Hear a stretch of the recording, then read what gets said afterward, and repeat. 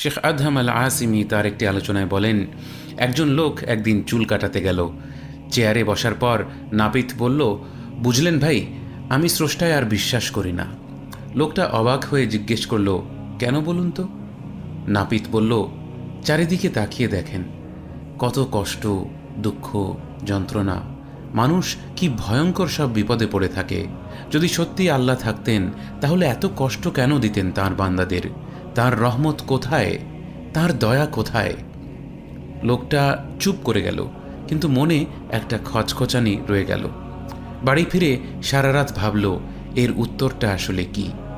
পরদিন সে আবার সেই নাপিতের কাছে গেল, গিয়ে বলল, বুঝলেন, কাল একটা লোককে দেখলাম, এমন এলোমেলো জট পাকানো চুল, দাঁড়ি গোফ একেবারে জঙ্গল হয়ে জন্তু জানোয়ারের মতো লাগছিল। বুঝলাম না, শহরে কি নাপিত নেই? নাপিত বলল, নাপিতের তো ভাই অভাব নেই, কিন্তু এই লোকগুলো তো নাপিতের কাছে যাচ্ছেই না। লোকটা হেসে বলল, ঠিক তাই, আল্লাহও আছেন, কিন্তু মানুষ তাকে খুঁজে নিতে চায় না, যেমন কেউ কেউ চায় না নাপিতের কাছে যেতে। একবার এক ব্যক্তি একজন আলেমের কাছে এসে জিজ্ঞেস করল, আল্লাহ কেন আমাকে এত কষ্ট দেন? তিনি কি আমার যন্ত্রণা দেখতে পান না? আলেম জবাবে বললেন, বিপদ আপদ আল্লাহর অনুপস্থিতির প্রমাণ নয়, বরং এগুলো তাঁর মহিমাকে আরও বড় করে দেখার উপায় মাত্র। তিনি বিষয়টি বিস্তারিত ব্যাখ্যা করলেন। যেসব শিক্ষা প্রতিষ্ঠান তাদের ছাত্রদের পরীক্ষা নেয় না, সেই প্রতিষ্ঠানগুলোর কি সমাজে কোনো কদর রয়েছে? মানুষ তো বিশ্বাস করে সেই বিশ্ববিদ্যালয়কে যেখানে পরীক্ষা হয়, যেখানে পরিশ্রমের মূল্য আছে। পরীক্ষার মানই প্রমাণ করে প্রতিষ্ঠানটি কতটা ভালো। তেমনি আমাদের জীবনের বিপদগুলো আমাদের শেখায় আল্লাহ কত মহান ও প্রজ্ঞাবান।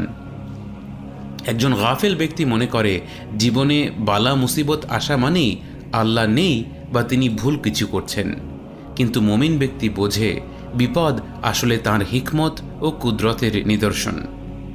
যদি দুনিয়ার সবাই ধনী হতো বা সবাই গরিব হতো অথবা সবাই জ্ঞানী হতো, তবে জীবনের ভারসাম্যই নষ্ট হয়ে যেত। আল্লাহ তাআলা পবিত্র কোরআনে বলেছেন, আমি তোমাদের কাউকে কারো উপর মর্যাদায় উন্নত করেছি জীবিকা বা সম্পদ দেওয়ার মাধ্যমে।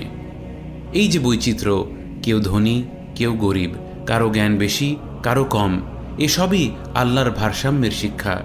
এগুলো শেখায় সহমর্মিতা, ধৈর্য আর অন্তর্দৃষ্টি। তাই ইবনু আতাউল্লাহ রাহিমাহুল্লাহ বলেছিলেন, প্রয়োজন এবং কষ্টের আগমন হল আল্লাহর তালাশকারীদের জন্য ঈদের মতো। নেককার লোকেরা বিপদ আপদকে শাস্তি হিসেবে নয়, বরং আল্লাহর রহমত ও আত্মিক উন্নতির অভিজ্ঞতা লাভের সুযোগ হিসেবে দেখতেন। আল্লাহ তাআলা কোরআন মাজিদে বলেন, وَلَنَبْلُوَنَّكُمْ بِشَيْءٍ مِّنَ الْخَوْفِ وَالْجُوعِ وَنَقْصٍ مِّنَ الْأَمْوَالِ وَالْأَنفُسِ وَالثَّمَرَاتِ وَبَشِّرِ الصَّابِرِينَ। আর অবশ্যই আমি তোমাদের পরীক্ষা করব কিছুটা ভয় ও ক্ষুধা দিয়ে। লক্ষ্য করুন, আল্লাহ বলেছেন কিছু দিয়ে, বিশাইইন, যার অর্থ হল অল্প পরিমাণ। এই উম্মতের জন্য সবচেয়ে কঠিন পরীক্ষাগুলোকেও আল্লাহ অল্প কিছু বলেছেন। অথচ পূর্ববর্তী জাতিদের শাস্তির বর্ণনা দিতে গিয়ে আল্লাহ বলেছেন, সুতরাং আল্লাহ তাদেরকে ক্ষুধা ও ভয়ের পোশাকের স্বাদ গ্রহণ করালেন। পোশাক মানুষকে পুরোপুরি আবৃত করে ফেলে। এর অর্থ হল তাদের উপর আসা পরীক্ষাগুলো তাদেরকে চারিদিক থেকে সম্পূর্ণরূপে গ্রাস করেছিল। কিন্তু আল্লাহ তাঁর প্রিয় নবী মুহাম্মদ সাল্লাল্লাহু আলাইহি ওয়াসাল্লামের উম্মতের প্রতি করুণা করে বলেছেন, তিনি আমাদের পরীক্ষা করবেন কিছু দিয়ে, অর্থাৎ সম্পূর্ণ ধ্বংস নয়, বরং হালকা সীমিত এক পরীক্ষা। সুতরাং একজন বুদ্ধিমান মুমিন বিপদ আপদের সময়ে নিজের ভূমিকা নিয়ে চিন্তা করে, এই পরীক্ষার মধ্যে আমার দায়িত্ব কি? আমি কিভাবে এর জবাব দেব? যদি আমরা এই পরীক্ষায় আমাদের করণীয় বা ভূমিকা জানতে পারি, তবে আমরা অবশ্যই সফল হতে পারব।